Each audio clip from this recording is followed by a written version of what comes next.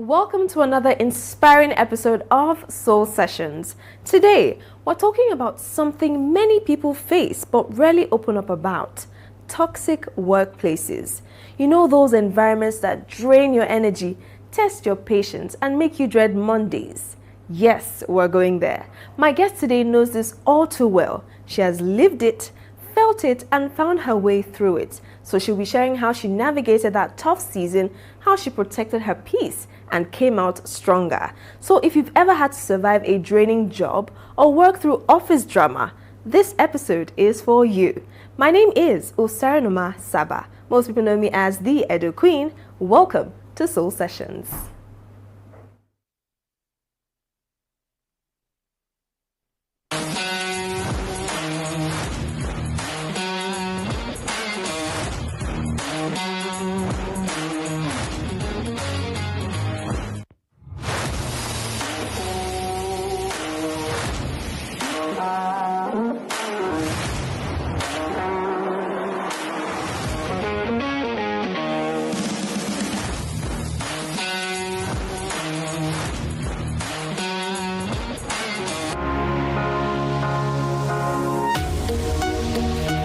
Live from the heart of the action. Welcome to the nerve center of Next Level Broadcasting.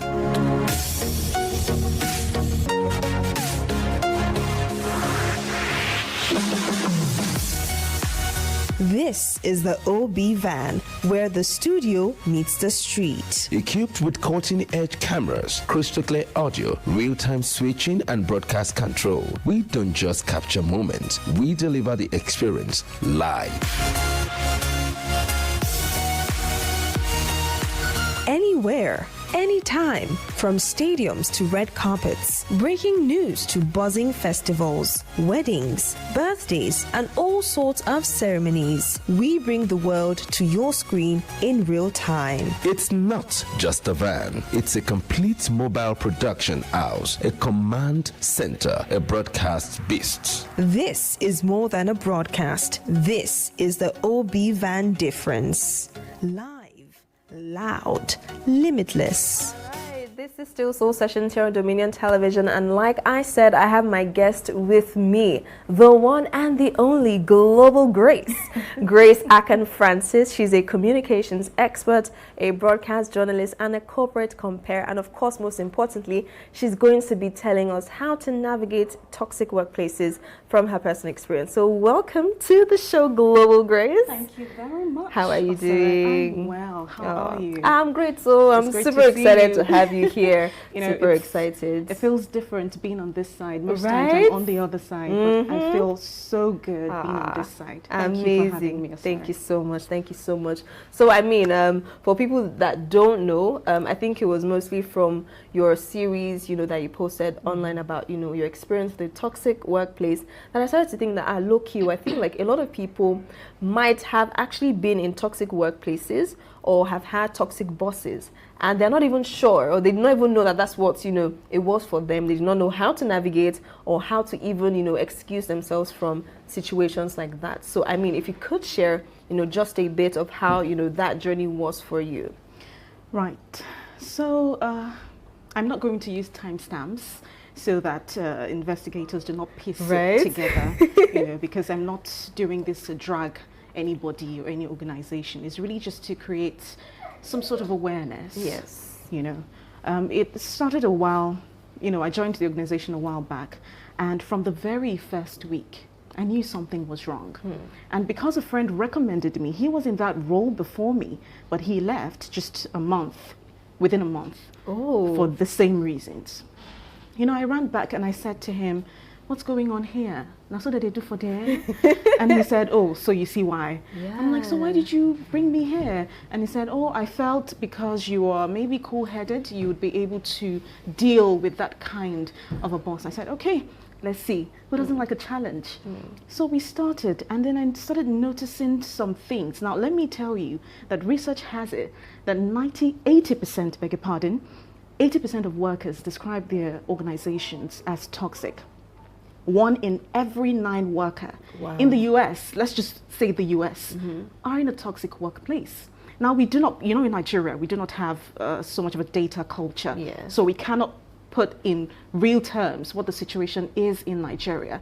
But like you rightly said, there are a lot of people who are in or have experienced toxicity at the workplace, but they're not speaking about it. True. And there are many reasons they're not speaking about it. Because when you talk about it, people say to you, oh, you want to burn bridges. You don't know where you meet that person the next time. What if you need a recommendation? Don't shut the door you walk out from because you don't know if you will go back through that door.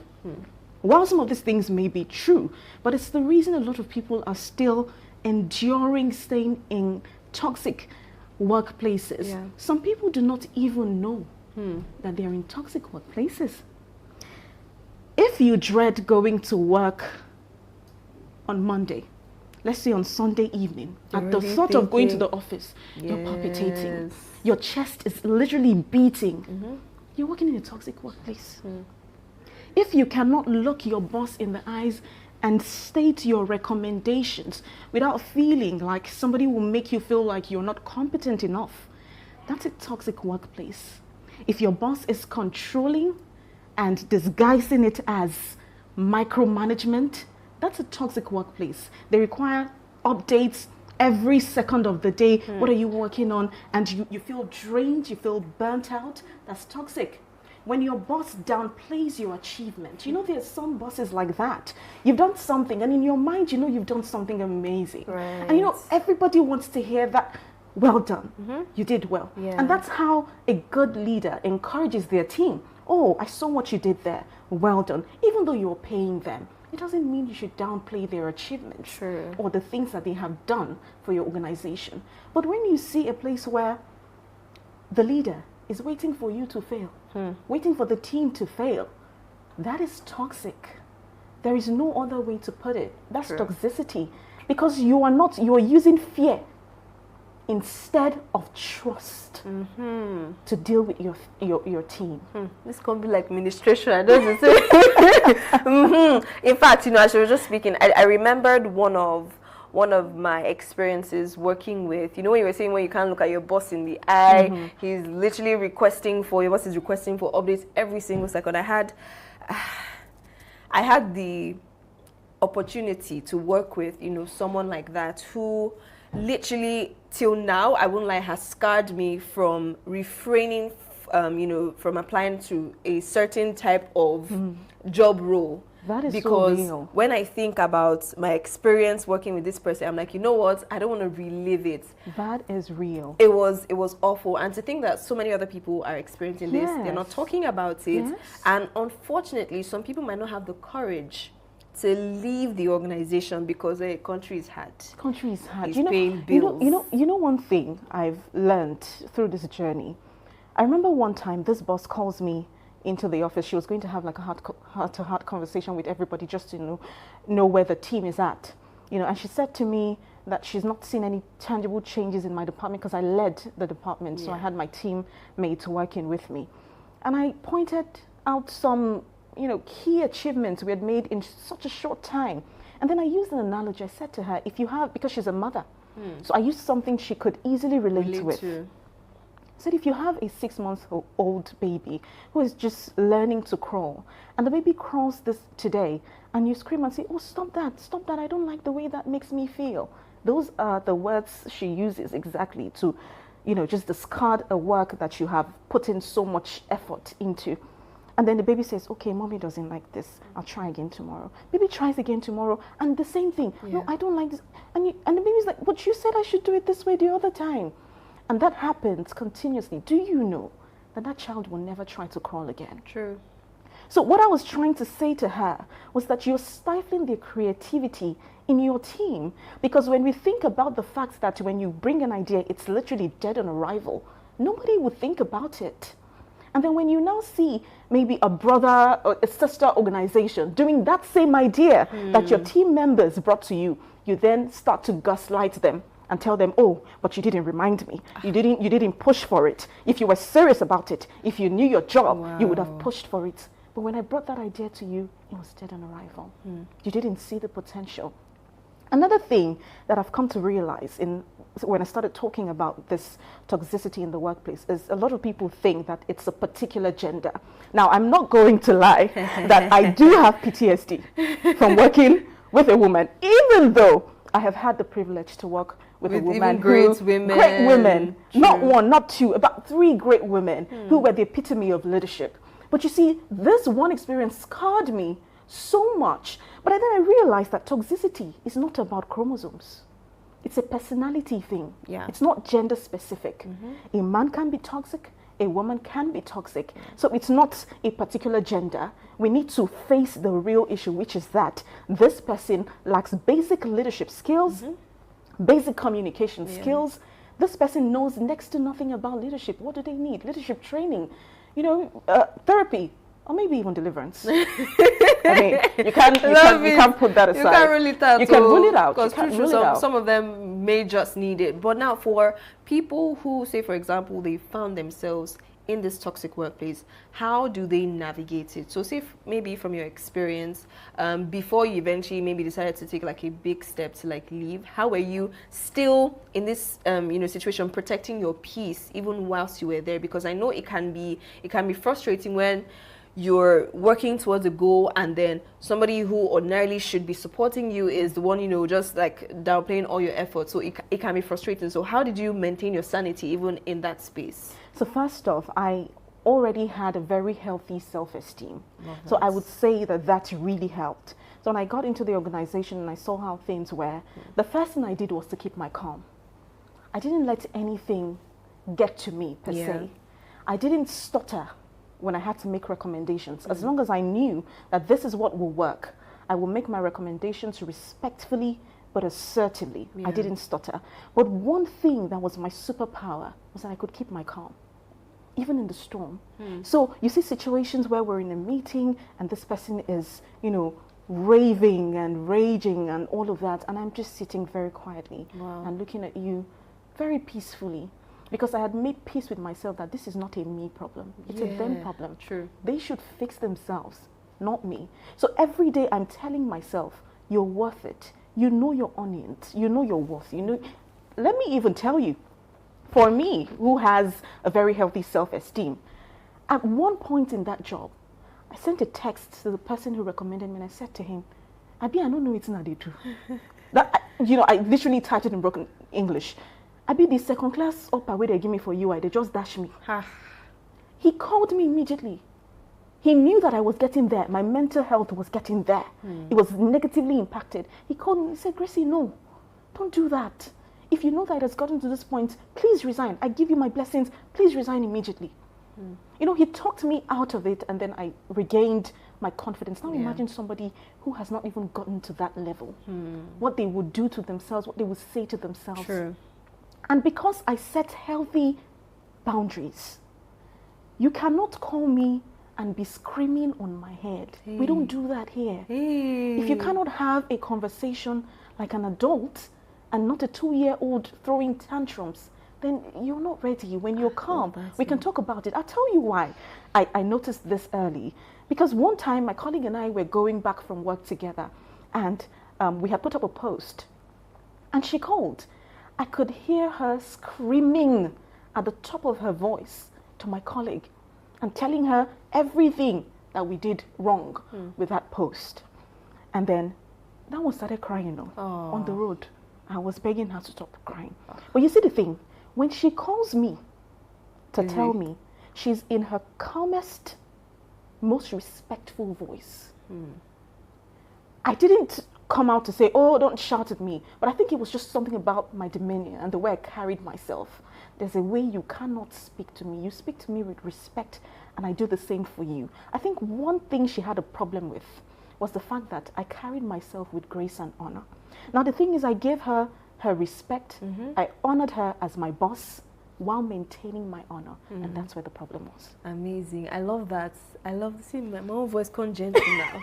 I love that. Amazing. I love that because the truth is, how you know how they say dress the way you want to be addressed, but how you also carry yourself influences how people see you. Absolutely. Right? So I think it definitely would be translated even though the person can be moving mad, they know that, okay, even when I want to move mad, there's still a way that I move mad with this person. Yeah. Do you understand? So now for, you had mentioned something, earlier, how people say, when you're leaving, leave on good terms, don't burn bridges, don't bite the hand that feeds you and all of it. So for people who maybe eventually leave and it was a very ugly, ending, how do they deal with the aftermath?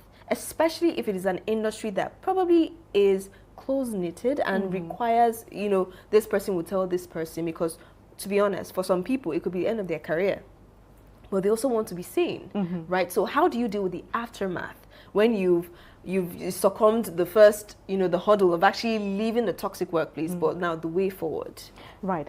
Before I answer that, I would say bear in mind that your colleagues may not be as audacious as you. True. Now, when push comes to shove, they may want to save their heads or not burn the bridges. But if you have decided that this is what you want to do, then you own your story and you stand by it. Now, I understand that, like you said, industries that are closely knitted, time is a revealer. One day, just one day, time will reveal everything. Yeah. There's one thing I always say, thank God say God no be man. Man fit close door, God go open many more. True. God is not man. As long as you know that in your heart of hearts what you're saying is true, and you have 1, 2, 3, 4, 5 people who are saying the same thing, even if they would not come out like you to say it, leave it to time. Time will tell. Time will tell. Focus on your own healing, get well, get better, and forge ahead. Love it, love it. So just before we go, I remember with this my own toxic work boss was a male. Actually, oh, wow, look at that. He was a Nigerian who was based abroad, right? So even for the first few months when I worked, I had actually never seen him, right? And then he showed up one day, and then everybody thinks he's great and everything until he said to move one kind way. Do you understand, right? And I would say I don't know how, but I summoned a little courage to actually have a conversation with him, right? And then he had a target. He wanted, I want us to achieve this by this, by this. And just like how you gave, your former boss the description of, okay, you're telling a 6-month-old. So I told him, if you're starting up something that is dead, you cannot, I'm not a magician. You cannot expect that it goes from 0 to 100, right? So I took a bet on myself and I told him, how about you let me actually do what you employed me to do? Please. Because every single time he's like, let me see what you've done. Okay, no, change this. I'm like, hello, guy. Hello? So I took a bet on myself and then he's like, okay, can you guarantee that I do not get involved in what you're doing and then I see, changes at the end of the month?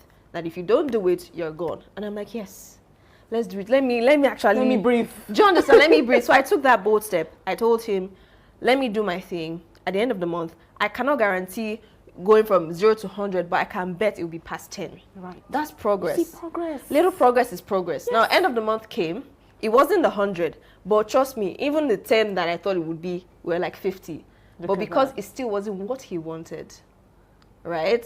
So now I'm getting to the whole confidence part of having to speak up. Would you say, aside that 6-month-old, narrative giving to, your ex-boss, would you say there were other times where you probably had like a heart-to-heart? That how far this your leadership style, not to mend, because I want to hope that other people also get that little encouragement to take that risk on themselves so that they don't doubt that the problem is from them. Right. That this is just not them. So confidence is important. So I didn't finish the story. After the analogy, it seemed like I had revealed some grand secret and she said to me, let's take it to the boardroom and call everybody. So she called all my colleagues and we all came, we sat down and she said, Grace said this, and this. What do you all have to say? Everybody was looking. I did not expect anybody to speak, to be honest. I was not, because I knew that, they may not be as audacious as I was. But she forced them to speak and in their own words, they corroborated what I had said. So she said, she would, introspect and see to make changes. And we're all excited that, something. I prayed about this one. I prayed. Like, God, please, I want peace of mind where I'm working. I want to be happy going to work. The organization is doing great work. Fantastic work. But the leadership is just draining the life out of us. guess what happened? About 2-3 weeks after that whole incident where I said to her in the boardroom, I said, I have never worked in a place where my mental health has been this negatively impacted all my life. Wow. I'm talking almost a decade of work experience. I have never worked in a place where I have had to question my ability. And you know what they do? When you're honest, they take it for insubordination. When you're competent, they take it for arrogance. Because the narrative she's spreading now is that Grace is arrogant. She's egoistic. She wasn't teachable. But you're not telling them who you are. True. The reason why 1, 2, 3, 4, 5 people are leaving your organization in 1 year. Such a high employee turnover. And you're not sitting down to think that you're the problem. You enter room A, it's smelling. B, C, D, E, up to F is smelling. You know, go find doctor, tell her, say, me help you shake your nose. The thing is, they are usually delusional. Yeah. So they do not know that they are the problem. So you just forget about that. Focus on yourself. She weaponized our honesty. So you'd hear things like, later people will say I'm affecting your mental health. So, see what you people are doing now. Later you say that I'm impacting your mental health. So when everybody saw that that honesty had been weaponized, did you think anybody would speak up again? Not at all. Yeah, I just hold myself. I just cool my calm, and I was strategic about, okay, if, you know, until it got to the point where I couldn't take it anymore. That was the point where she exploded. So it can't be as if she don't hold me for mine since. And me, I didn't know. I was just doing my work, doing my thing, moving on. But it seemed like there was now like a personal threat. It was as though I had now become a threat to her personally, until the day she exploded. And even while she was exploding and screaming at the top of her voice that day, this is how I sat down on the chair. Ew. I was twirling, Sure, was and I was looking at her. My colleagues, I could see my colleague who was sitting in front of me, her hands were trembling. I was just looking at her. And she finished and she left. I knew that was my last day. And the following day, I sent in a resignation. And that was it. And you know what happens after a resignation? The smear campaign. They start trying to paint a different picture. A different picture of you, telling people that, oh, you weren't doing, she was telling them, oh, she was earning the highest, but she wasn't doing anything.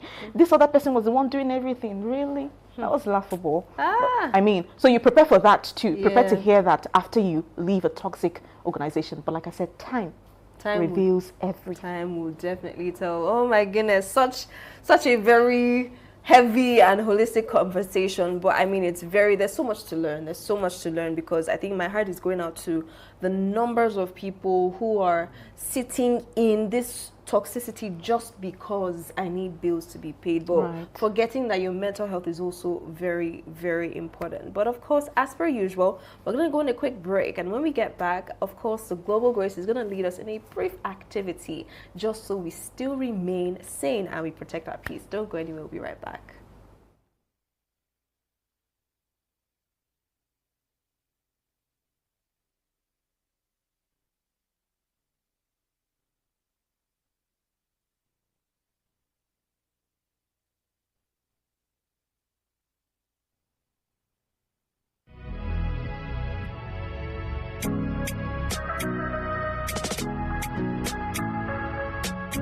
Need a professional space to bring your vision to life? Dominion Television Studios offers state-of-the-art facilities perfect for your next broadcast, commercial, corporate video, or live event.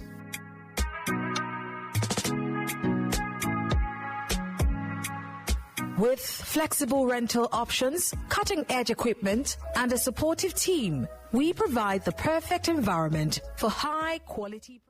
We're back on Soul Sessions, still with Global Grace, and yes, I'm just going to be handing over to her as you lead us in this, activity. We've been talking about navigating toxic workplaces, and I think we have learned a great deal. So, the Global Grace. You actually sound like I'm going to lead you in prayer. And to be very honest, when she told me about this session, I said to her, see, the one thing that kept me sane in that place was prayers. I would pray and pray and pray and just ask God to help me, and I recommend that.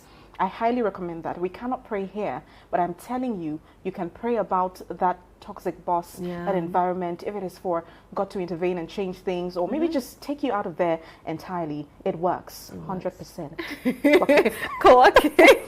But then another thing you can do to keep sane is to keep your calm. You see the breathing, the inhaling and exhaling it works like magic. Don't think it is something they used to tell you as a child, just to keep you calm. But even as an adult, it works like magic. So you want to inhale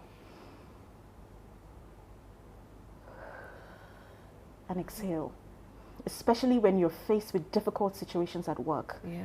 Even before you give a response, do that. Maybe 1, 2, 3 times until you feel better. And then if you have some space, affirmations work like magic.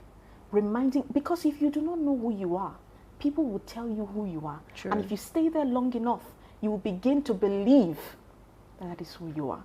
So you want to affirm yourself every morning as much. It can be 3 times daily, like a daily dose of it. I am worth it. I am enough. I know my onions. I am competent. I am global. I give my best and I'm appreciated for it. And you'll be fine. Oh, love it. Love it. Thank you so much. So just before we go, I usually ask my guests to give one wellness advice, to every single person out there. So what would that one wellness advice be? Make your life a life of prayer. Yeah. Trust God in all your ways. Acknowledge Him in all your ways, and He will direct your path. Love it. Thank you so much, the Global Grace. Thank you for sharing your story, because I think, it's also a very, very bold move to be able to, let other people learn from your own personal experiences. So thank you so much for joining us on the show. It was a great show. Thank you. And of course, I'm really genuinely hoping that we have learned how to protect our peace, how to be confident in ourselves, and remember to take a breath or two. You don't have to rush to answer sometimes, and just take that bold step when you do need to affirm yourself, and of course just remain sane, safe and healthy. It's been an interesting one here on Soul Sessions, but until next time, I'll be with another fabulous guest and we get to learn more about our wellness. Thank you for joining us. I'll see you on the next episode. Bye.